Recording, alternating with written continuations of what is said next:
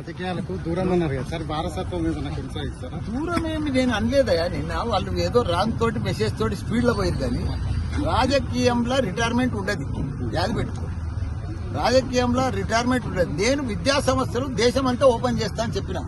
రాజకీయంలో నువ్వు ఒక ఆయన అడిగిండు, విలేకరు తమ్ముడు అడిగిండు ఏంటంటే, నువ్వు బీజేపీలోకి పోతావా తెలుగుదేశంలో పోతావా అని అడిగితే, నేను ఏ దేశంలో పోను, ఏ పార్టీలో పోను, నేను ఇంకా నాకు 3 ఏళ్ళు ఉంది, 73 సంవత్సరాలు ఉంది అని చెప్పిన. జపాన్ లో రిటైర్మెంట్ లేదు, నాకు కూడా రిటైర్మెంట్ లేదు. మన జవహర్ నగర్ లో పెద్ద ఎత్తున ఒక నైస్ ఫంక్షన్ హాల్, నైస్ అంటే రియల్ గా కూడా నైస్ ఉంది. నేను చాలా సంతోషపడ్డా లోపల చూసినాక.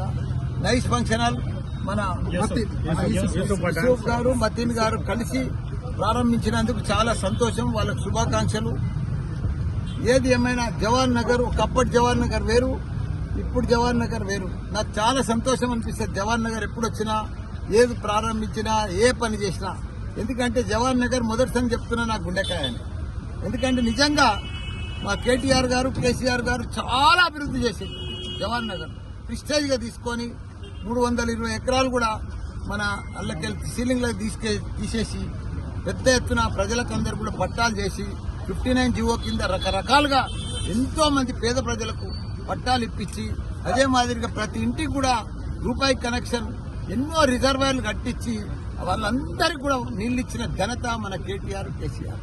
ఇప్పుడు చూస్తే ఒక పట్టణంలో అయిపోయింది. ఇప్పుడు మనం ఈ మెయిన్ రోడ్ చూస్తే మనకు అద్భుతం అనిపిస్తుంది. ఎందుకంటే హ్యాబిట్స్ మాదిరిగా అయిపోయింది ఈ మెయిన్ రోడ్ జవహర్ నగర్.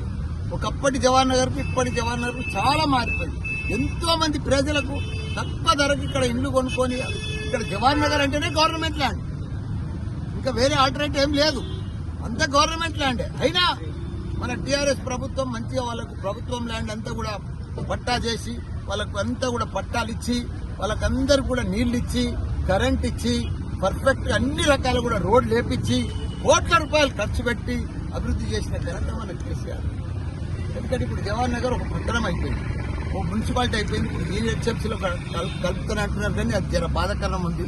28 మంది కార్పొరేటర్లు బాగా వాళ్ళ సొంతం లెక్క కష్టపడి బాగా అభివృద్ధి చేసేట్లు. ఇప్పుడు చూస్తున్నాం జవహర్ నగర్ ను వాసన రాకుండా క్యాపింగ్ చేసి 144 కోట్లతోటి మొత్తం ఆ రామ్కీ వాళ్ళని అందరూ కట్టడి చేస్తే, ఇప్పుడు రామ్కీ వాళ్ళని కాంగ్రెస్ ప్రభుత్వం వచ్చింది, రామ్కీ కట్టడి పోయింది. ఇంకో చెత్త గుట్ట ఇంకోటి తయారైంది, మళ్ళా వాసన సురువు అయింది.